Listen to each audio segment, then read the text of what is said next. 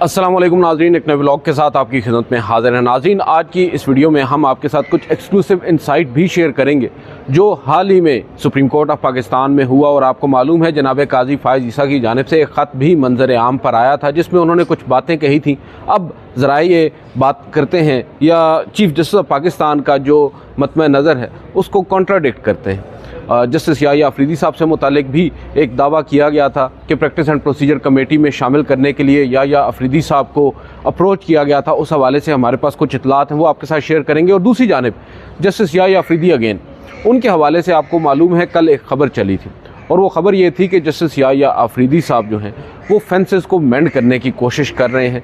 जजेस साहिबान के दरमियान जो इख्तिलाफ़ात हैं, जो महज अब इख्तिलाफ़ात नहीं है बल्कि एक बाकायदा तौर पर लड़ाई है, एक आप कह सकते हैं कि जो जजेस साहिबान के दरमियान इन डिफरेंसेस हैं वो अब इन फाइटिंग में तब्दील हो चुके हैं। और उस इन फाइटिंग को रोकने के लिए जस्टिस याहिया अफरीदी साहब अपना किरदार अदा कर रहे हैं। इस खबर के ऊपर भी कुछ इंसाइट हासिल की है, वो आपके साथ शेयर करेंगे। और दूसरी जानिब रात को ही हमारे फेलो कुलीग हैं, सीनियर जर्नलिस्ट हैं तारिक चौधरी साहब, उन्होंने एक ख़बर ब्रेक की थी जो मैंने गालिबन सोहेल रशीद साहब के साथ भी शेयर की कि कल मालूम ये हुआ कि जो सुप्रीम कोर्ट ऑफ पाकिस्तान की इंतज़ामिया है उन्होंने एक केटरिंग सर्विस से रब्ता किया।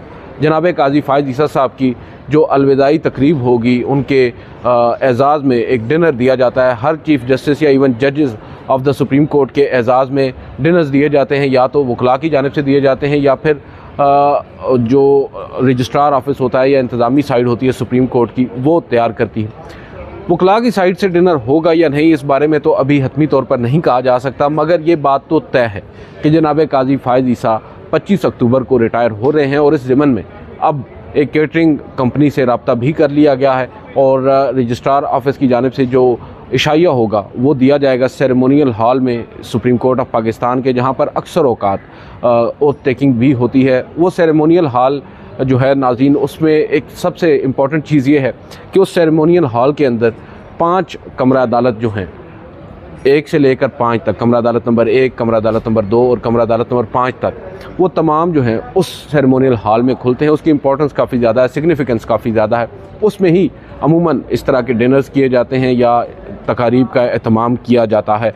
तो मोस्ट प्रोबेबली अब 25 तारीख को या फिर 24 तारीख को हो सकता है 1-2 दिन पहले ही ये डिनर का एहतमाम वहाँ पर हो और देखना होगा कि उस डिनर में कौन कौन आएगा। आज हमने मुख्तलिफ जो अपने ज़राए हैं बिलखसूस वज़ारत कानून में उनसे भी रब्ता करने की कोशिश की है, उनसे भी ये जानने की कोशिश की है कि क्या हो रहा है। क्योंकि एक जानिब गुज़िश्ता रोज़ मेरे साथ सीनियर जर्नलिस्ट मौजूद थे मतीउल्लाह जान साहब, उनके साथ भी हमने यही वीडियो की थी कि बज़ाहिर नज़र ये आ रहा है कि SCO समिट के बाद मामलात ये तय पाए हैं मौलाना फजलुर रहमान साहब की शराइत के ऊपर या उनकी एडवाइस के ऊपर कि SCO समिट के बाद ही ये आइनी तरमीम जो है इसका बिल सुप्रीम पार्लिमान में पेश किया जाएगा। और आइनी तरमीम भी अब जो पहले जिस आप कह सकते हैं कि ज़ोरों शोर के साथ आ रही थी, अब उसमें वो दमख़म नहीं रहा। बताया यही जा रहा है कि आइनी अदालत के क़याम तक तो आइनी तरमीम के ऊपर गौर किया जा रहा है, मगर उस आइनी अदालत में जजेस की अपॉइंटमेंट या ओवरऑल उसका जो इन वर्किंग उसकी जो वर्किंग है वो स्टार्ट करने के हवाले से जो तरमीम होंगी या जो कानून साजी होगी वो 25 अक्टूबर यानी जनाब काजी फ़ाइज़ ईसा साहब की रुखसत के बाद ही होगी।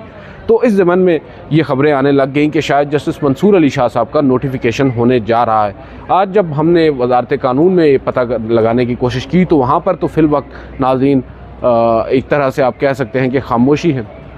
कुछ लोग तो ये तासुर दे रहे हैं कि ठंड प्रोग्राम है, अभी ऐसा कुछ नहीं हो रहा। हाँ, जब वक्त करीब आएगा तो ये हो जाएगा। गो कि अब सिर्फ 10 रोज़ रह गए हैं, 10 वर्किंग डेज़ रह गए हैं जस्टिस काजी फ़ाइज़ ईसा साहब की रिटायरमेंट में। बावजूद इसके ये कहा जा रहा है कि जब वक्त करीब आएगा तब ही नोटिफिकेशन किया जाएगा। दैट मीन्स कि अब भी कोशिश हो रही है कि किसी तरीके से जस्टिस मंसूर अली शाह की जगह किसी और को चीफ़ जस्टिस ऑफ पाकिस्तान तैनात कर दिया जाए। और ज़ाहिरी बात है वो और कैसे होगा तैनात, वो ऐसे ही होगा जब आइनी तरमीम के अंदर तरीक़ाकार तब्दील कर दिया जाएगा और कुछ मज़ीद भी तब्दीलियाँ होंगी। तो यहाँ पर एक बात तो वाज़ेह है कि जो नोटिफिकेशन है वो शायद आज नहीं होगा। हो सकता है जो हमारे ज़राए हैं वो भी हमारी तरह बेखबर हों और नोटिफिकेशन आ जाए, क्योंकि आपको भी मालूम है जो काम जिन्होंने करना होता है पाकिस्तान में उनको तो मालूम नहीं होता कि ये काम वो करने जा रहे हैं, मगर कहीं और से वो काम हो भी जाता है और बाद अज़ा उनको बता दिया जाता है। ये डायनामिक्स हैं पाकिस्तान के, बदकिस्मती है, यहाँ पर होता ही ऐसे है। बहरहाल इस वक्त तो जो सूरत हाल है वो हमने आपके साथ शेयर की है। जो दूसरी नाज़रीन आपके साथ डेवलपमेंट शेयर करना थी, आपको याद होगा जब ये ऑर्डीनेंस आया था, supreme court practice and procedure amendment ordinance, जिसके नतीजे में हुकूमत वक्त ने जनाब काजी फ़ायज़ ईसा साहब के हाथ मजबूत किए थे। बज़ाहिर तो उन्होंने हाथ काजी फ़ायज़ ईसा साहब के मजबूत किए थे, मगर अगर आप उसके असरात को देखें, उसके इफ़ेक्ट को देखें, तो मालूम यही होता है कि उन्होंने अपने मकासद हासिल करने के लिए उस एक्ट में या उस कानून में तरमीम की, जिसके नतीजे में जस्टिस मुनीब अख्तर को उस 3 रुकनी कमेटी से निकाल बाहर जस्टिस अमीनुद्दीन खान साहब को शामिल करवा लिया गया। रातों रात एक ऐसा ऑर्डीनेंस लाया गया जिसके बारे में हमारी तो इतलात ये हैं कि अटॉर्नी जनरल ऑफिस को भी मालूम नहीं था, जो कि बज़ाहिर एक ब्रिज होता है सुप्रीम कोर्ट और हुकूमत के दरमियान। बावजूद इसके अटॉर्नी जनरल को अगर मालूम नहीं है, जैसा कि मैं पहले बता रहा हूँ कि आज अगर वजारत कानून ये दावा कर रही है कि आज नोटिफिकेशन जारी नहीं हो रहा, तो कल को ये मालूम हो कि क्या पता नोटिफिकेशन जारी हो जाए। इसी तरह अटॉर्नी जनरल ऑफिस को भी नहीं मालूम था। ऑर्डीनेंस आ गया और उस ऑर्डीनेंस के नतीजे में हमने देखा कि एक तीर से 2 शिकार हो गए। एक तो जस्टिस मुनीब अख्तर जो हैं उनको आज ख़ुद जस्टिस काजी फ़ायज़ साहब ने फ़ौरी तौर पर कमेटी से बाहर निकाल दिया। दूसरी जानिब जस्टिस मंसूर अली शाह साहब ने जस्टिस मुनीब अख्तर के साथ होने वाले इस सलूक को जवाज़ बनाकर ख़ुद उस कमेटी से अलहदगी इख्तियार कर ली। दैट मीन्स कि अब वो कमेटी 3 रुकनी नहीं है, 2 जजेस पर मुश्तमिल है और वो जो चाहे करें। उन्होंने गालबन 9 से 10 लार्जर बेंचेस भी तश्कील दिए हैं। अब उसमें एक और ट्विस्ट भी हम देख रहे हैं। एक तो हमने देखा जस्टिस मुनीब अख्तर ने 63A के रिव्यू के ऊपर जो बेंच था उसमें बैठने से इनकार कर दिया, मगर साथ ही एक और बेंच भी लार्जर तश्कील दिया गया है जो अब कल समाअत के लिए मुकर्रर है। उसके सामने 2 मुकदमात हैं और टैक्स से रिलेटेड हैं। बेंच बड़ा इंटरेस्टिंग है। जस्टिस मुनीब अख्तर उसको हेड कर रहे हैं। उसमें जस्टिस गालिबन जस्टिस हसन अज़हर रिजवी भी हैं, जस्टिस शाहिद वहीद भी हैं और जस्टिस आयशा मलिक भी हैं। कुल 5 जजेस पर मुश्तमिल वो बेंच है। वो बेंच अब कल क्या उस मुकदमे की समाअत करेगा या उन मुकदमात की समाअत करेगा, या फिर 63A की तर्ज पर ही जस्टिस मुनीब अख्तर माजरत करेंगे, क्योंकि ये रिवायत तो जनाब काजी फ़ायज़ ईसा साहब ने supreme court practice and procedure कानून जब 2023 में जस्टिस उमर अता बंदयाल के दौर में लाया गया उस वक्त डाल दी थी, बेंच में न बैठने की या उस कमेटी के फ़ैसलों पर अमल दरामद न करने की। तो देखना होगा कि क्या ऑर्डीनेंस के बाद किए गए फ़ैसलों पर जो 2 रुकनी कमेटी ने किए हैं उस पर जस्टिस मुनीब अख्तर अब अमल पैरा होते हैं या नहीं होते। ये बड़ी इंटरेस्टिंग सूरत हाल होगी जिसको हम कल देखेंगे। अब उसी प्रैक्टिस एंड प्रोसीजर कानून के ऊपर जब कमेटी तश्कील दी जा रही थी और आपको मालूम है ख़त व किताबत का एक सिलसिला शुरू हुआ था, जस्टिस मंसूर अली शाह, जस्टिस काजी फ़ायज़ ईसा, जस्टिस मुनीब अख्तर भी आए। जस्टिस काजी फ़ायज़ ईसा साहब ने एक लंबी चौड़ी चार्जशीट तैयार की जस्टिस मुनीब अख्तर के अगेंस्ट। गो कि वो चार्जशीट बज़ाहिर जस्टिस मुनीब अख्तर के अगेंस्ट थी, मगर उसमें निशाना शाह साहब को बनाया जा रहा था। जस्टिस मंसूर अली शाह साहब को याद दिलाया जा रहा था कि आप क्या कर रहे हैं, आप क्यों ये कर रहे हैं। गो कि जस्टिस मंसूर अली शाह साहब ने जो सवालात उठाए थे, जो सवालात उन्होंने रेज़ किए थे अपने उस ख़त में, उनमें से किसी एक का भी अल्हम्दुलिल्लाह जवाब जनाब काजी फ़ायज़ ईसा ने नहीं दिया। फुल कोर्ट क्यों नहीं बुलाई उसका जवाब नहीं दिया। अब यहाँ पर एक बात उन्होंने मेंशन की अपने उस ख़त के अंदर कि उन्होंने जो सीनियर तरीन जज हैं जस्टिस मुनीब अख्तर के बाद जस्टिस याह्या अफरीदी, उनसे रब्ता किया।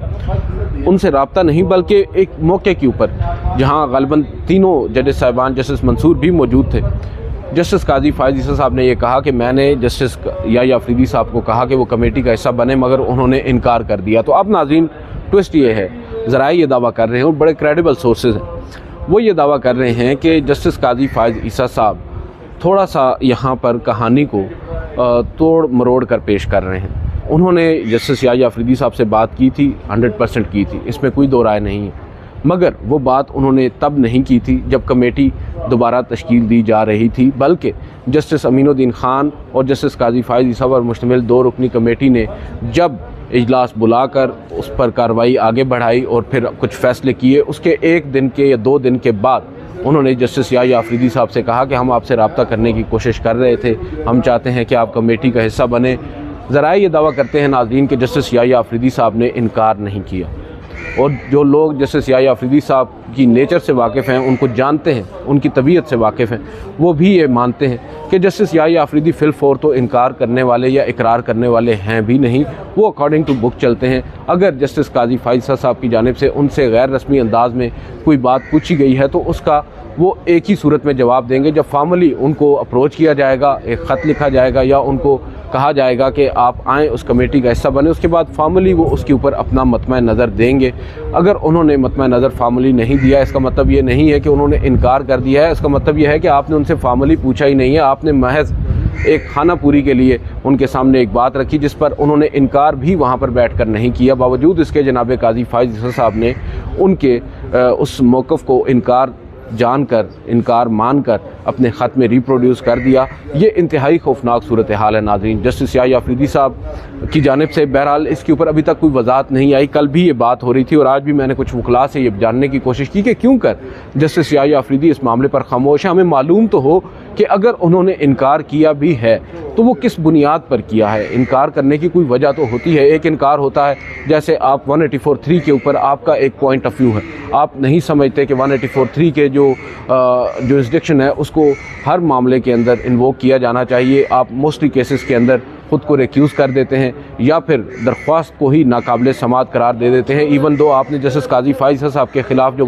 जस्टिस काजी फाइज़ ईसा साहब की सदाती रेफरेंस के ख़िलाफ़ 184(3) की दरख्वास्त थी उसको नाकाबिल समात करार दे।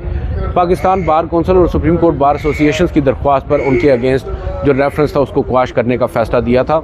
हमें मालूम है जो 184(3) है उसके ऊपर आपका ये पॉइंट ऑफ व्यू है, मगर यहाँ पर बात थी इंतज़ामी साइड की। आपको प्रैक्टिस एंड प्रोसीजर कमेटी के अंदर शामिल किया जा रहा था। अगर आपने जस्टिस मुनीब अख्तर और जस्टिस मंसूर अली शाह साहब को फॉलो करते हुए या उनके पॉइंट ऑफ व्यू को दुरुस्त मानते हुए उस कमेटी में शामिल होने से इनकार किया बवजह कि जो ऑर्डीनेंस लाया गया है इसकी तौसीक फुल कोर्ट समात या फुल कोर्ट मीटिंग से नहीं ली गई, लिहाजा आप इस कमेटी का हिस्सा नहीं बनते। ना ये बात आपकी जानिब से सामने आई, ना ही ये बात सामने आई कि आपने और कोई वजह हो कि आप उस कमेटी का हिस्सा नहीं बन रहे, या फिर ये भी सामने नहीं आया कि आपने इनकार किया हो उस कमेटी में बैठने से। तो यहाँ पर एक इब्हाम तो बहरहाल ज़रूर पैदा हुआ है।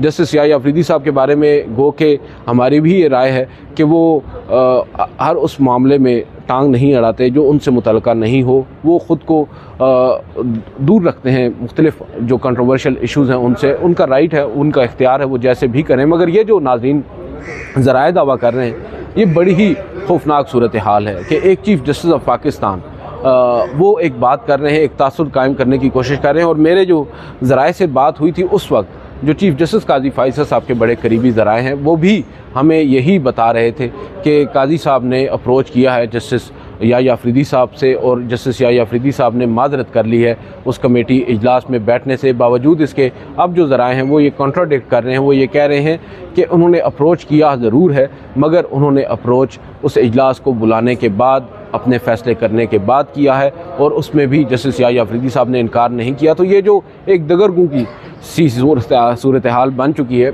इसके ऊपर मुझे तो कम से कम ये लगता है कि एक वजाहत ज़रूर आनी चाहिए सुप्रीम कोर्ट ऑफ पाकिस्तान के चीफ़ जस्टिस ऑफ पाकिस्तान की जानिब से, नहीं बल्कि जस्टिस याहिया अफरीदी साहब की जानिब से, क्योंकि उनको बाकायदा तौर पर चीफ़ जस्टिस ऑफ पाकिस्तान ने कोट किया है, उनको उनका रेफरेंस दिया है और ये कहा है कि उन्होंने इनकार किया है। हम ये नहीं समझते कि उन्हें इनकार करना चाहिए या इकरार करना चाहिए, उन्हें शामिल होना चाहिए या शामिल नहीं होना चाहिए। हम कौन होते हैं किसी जज को ये मशवरा देने वाले, मगर उस जज को ख़ुद भी तो चाहिए कि एक इब्हाम जो पैदा हो चुका है जनाब काजी फाइज़ ईसा साहब के उस ख़त के बाद, उस इब्हाम को ही दूर कर दें।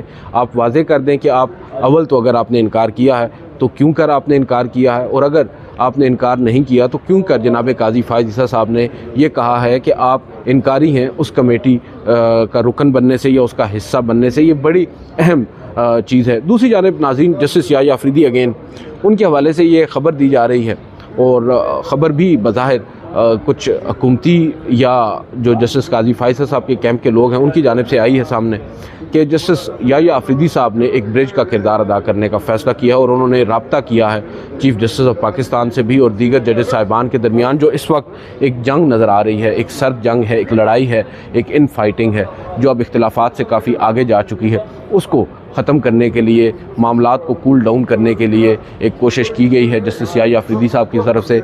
ज़राए ये बता रहे हैं नाज़रीन ये भी बात दुरुस्त नहीं है, ऐसी कोई बात नहीं हुई। जस्टिस याहिया अफरीदी साहब की जानिब से अभी रिसेंटली ऐसी कोई कोशिश नहीं की गई। हाँ, माजी करीब में ये ज़रूर कहा जा रहा है कि जस्टिस जमाल मंदोखेल और जस्टिस याहिया अफरीदी साहब की जानिब से ये बात कही गई थी, मगर उसमें भी बहुत से जो ज़राए हैं वो कॉन्ट्राडिक्ट कर रहे हैं। वो ये समझते हैं कि जस्टिस याहिया अफरीदी साहब का ये मिजाज ही नहीं है, वो किसी के फटे में टांग अड़ाते ही नहीं हैं। जहाँ पर उनका अपना मामला है नहीं, कुछ और लोगों का मसला है, वो उसमें फजूल में नहीं कूदेंगे अनटिल एंड अनलेस कोई एक फ़रीक उनको रिक्वेस्ट करे और कहे कि सर आप सालिस बनकर हमारा जो फ़ैसला है वो करवा दें। मगर ऐसी तो फिल वक्त सूरत हाल है नहीं। जो हमारी इन्फॉर्मेशन है उसके मुताबिक तो जो दूरियां हैं वो इस कदर बढ़ चुकी हैं जजेस साहिबान के दरमियान कि वो अब टॉकिंग टर्म्स पर भी नहीं है, एक दूसरे के साथ बातचीत भी वो नहीं कर रहे। तो ये सूरत हाल बड़ी खौफनाक है। मगर उससे भी ज़्यादा खौफनाक सूरत हाल ये है कि ये ख़बरें जानबूझकर चलाई जा रही हैं कि जस्टिस याहिया अफरीदी साहब कोशिश कर रहे हैं। इसकी वजह क्या है? इन ख़बरों को चलाने की वजह क्या है? इन ख़बरों को चलाने की वजह नाज़रीन जो बज़ाहिर मुझे समझ में आती है वो ये आती है कि जस्टिस काजी फ़ाइज़ साहब की ख्वाहिश होगी कि जाने से पहले कम अज़ कम जो एक रिटायरिंग चीफ़ जस्टिस होता है उसको जो प्रोटोकॉल्स मिलते हैं या उसको जो अलविदाई इशाइया मिलते हैं या जो माहौल बनता है उसमें दीगर जजेस साहिबान की जानिब से कुछ ऐसा बदमग़ज़ी ना हो जिससे वो मज़ीद उनका जो इवेंट है वो ख़राब हो। तो वो शायद समझते होंगे कि जो भी इख्तिलाफ़ात हैं, जो भी दूरियां हैं, मकासद जो थे 12 जुलाई के बाद जो एक आप कह सकते हैं गुस्सा था वो तो शायद अब ठंडा हो चुका होगा असनात मलिक साहब के बकौल। लेकिन वो ये समझते हैं कि शायद रिटायरमेंट से पहले जो है वो ऑन अ गुड नोट जो है वो रिटायर होना चाहेंगे और घर जाना चाहेंगे, ताकि ये जो दूरियां हैं, ये इख्तिलाफ़ात हैं, कुछ अदालती फ़ैसलों की बुनियाद पर इनको यहीं ख़त्म करके जाया जाए और जो ताल्लुकात प्रोफेशनल हैं वो ज़ाती ताल्लुकात पर हावी ना हो। जबकि बज़ाहिर नज़र यही आता है कि जस्टिस काजी फ़ाइज़ साहब की जानिब से पहल की गई थी इन इख्तिलाफ़ात को बढ़ाने में या इन दूरियों को बढ़ाने में, और ये नाराज़ियाँ हैं, ये जो एक आप कह सकते हैं कि जजेस साहिबान के साथ पर्सनल होने का मामला है, इस पर अब बहुत से जजेस साहिबान काफ़ी हद तक सोच विचार में पड़ चुके हैं और जजेस साहिबान अब किसी भी सूरत में जनाब काजी फ़ाइज़ साहब के साथ एक पेज पर आने को तैयार नहीं है। सफ़ेद झंडा भले ही जनाब काजी फ़ाइज़ साहब की जानिब से लहरा दिया जाए, बावजूद इसके जो जजेस साहिबान हैं वो हो सकता है, ज़राए तो ये बता रहे हैं कि इस वक्त वो कुछ नहीं करने जा रहे हैं। जो ज़राए कल तक ये कह रहे थे कि हो सकता है जजेस साहिबान की जानिब से एक मुश्तरका ख़त आ जाए, हो सकता है एक फुल कोर्ट मीटिंग ये बुला लें, मगर दूसरी जानिब जो सूरत हाल कल से तब्दील हुई है, जो मंजरनामा कल से तब्दील हुआ है, उसके बाद से ये अक्सरियती जजेस भी शायद अब थोड़े से शांत हो गए हैं, क्योंकि वो भी नहीं समझते कि गैर ज़रूरी तौर पर यह तासुर दिया जाए कि वो किसी एक सियासी जमात या किसी एक फ़रीक के जो इंटरेस्ट हैं उनको प्रोटेक्ट करने की कोशिश कर रहे हैं। उनका मतमे नज़र बहरहाल जो हमें नज़र आया वो यही आया कि वो अपने हाउस को प्रोटेक्ट करना चाहते हैं। जब उनको ये एश्योरेंस मिली है या ये एश्योरेंस उनको मिल रही है मुख्तलिफ़ ज़राए से, इवन मीडिया से, जो कल से सूरत हाल तब्दील हो रही है, उसके बाद हो सकता है वो जजेस साहिबान अब इस नतीजे पर पहुँचे हों कि उन्हें इस वक्त खामोश ही रहना होगा। मुमकिन तौर पर अगर सूरत हाल बिगाड़ की तरफ जाती है तो उनके पास अब भी ऑप्शंस मौजूद हैं, वो कुछ भी कर सकते हैं, मगर फ़िल वक्त इतलात यही हैं कि वो जजेस साहिबान कुछ भी नहीं करने जा रहे। दूसरी जानिब जनाब काजी फ़ाइज़ साहब रिटायरमेंट से कबल जो बातें वो तकरीबन आज से 15 दिन पहले किया करते थे, अब बिल्कुल ही उनके बरखिलाफ़ वो बातें कर रहे हैं। कुछ हुकूमती शख्सियात के साथ उन्होंने मुलाकात भी गालबन की है और उस मुलाकात में उन्होंने जस्टिस मंसूर अली शाह साहब के कसीदे भी पढ़े हैं और हैरानगी का इजहार किया है। ज़रा ये बता रहे हैं कि कॉन्स्टिट्यूशनल कोर्ट क्यों कर तश्कील दी जा रही है, जबकि मालूम उनको मई से था। बावजूद इसके अब तासुर ये कायम करने की कोशिश की जा रही है कि वो तो इस सब से बिल्कुल ही बेखबर थे और अब वो ये समझते हैं कि जस्टिस मंसूर अली शाह, वो ये शायद लोगों को बता भी रहे हैं जस्टिस काजी फ़ाइज़ साहब कि Mansoor Ali Shah is a reliable person, Mansoor Ali Shah इस हुकूमत को परेशान नहीं करेंगे, उनको आप लोग दूर ना करें। अब ये बातें जस्टिस मंसूर अली शाह साहब से मुतालिक अगर जनाब काजी फ़ाइज़ साहब कह रहे हैं तो नाज़रीन वाकई क़यामत बड़ी करीब आ चुकी है। वो जस्टिस मंसूर अली शाह जिनके 12 जुलाई के फ़ैसले के ख़िलाफ़ 2 जजेस साहिबान जो जस्टिस काजी फ़ाइज़ साहब के माज़रत के साथ कैंप के हैं, उनके हम ख्याल हैं, उनके उस फ़ैसले को गैर आइनी करार दे चुके हैं। जस्टिस काजी फ़ाइज़ ने ना ही उन 2 जजेस साहिबान के हवाले से कोई बात की और ना ही उन 8 अक्सरियती जजेस के फ़ैसले पर अमल दरामद की बात की। बज़ाहिर वो जस्टिस मंसूर अली शाह साहब के बिल्कुल सामने खड़े हो गए और उन्होंने उनके चीफ़ जस्टिस बनने में बहुत बड़ी रुकावट डालने की कोशिश की है और ये बात अब शायद जो अक्सरियती जजेस हैं वो भूलने को तैयार नहीं है। बावजूद इसके कि रिटायरमेंट के करीब आते ही चीफ़ जस्टिस काजी फ़ाइज़ साहब की सोच में थोड़ी सी तब्दीली आ रही है। अब वो जजेस साहिबान के साथ अपने ताल्लुकात इस्तवार करने की या कम अज़ कम बेहतर करने की कोशिश कर रहे हैं, जो ख़राबी है उसको ख़त्म करने की कोशिश कर रहे हैं। मगर शायद जो अक्सरियती जजेस साहिबान हैं वो भांप तो गए थे इस सारी सूरत हाल को, तो वो अब अवॉइड कर रहे हैं जस्टिस काजी फ़ाइज़ ईसा साहब को और इंतज़ार कर रहे हैं उनकी रिटायरमेंट का। जो ताल्लुकात में बेहतरी थी वो तो नाज़रीन अब आने से रही, जो लड़ाई थी हो सकता है उसकी शिद्दत में कमी ज़रूर आए, मगर वो लड़ाई ख़त्म होती तो नज़र नहीं आ रही। बहरहाल आज की इस वीडियो से इतना ही, इजाज़त दीजिए, अल्लाह हाफ़िज़।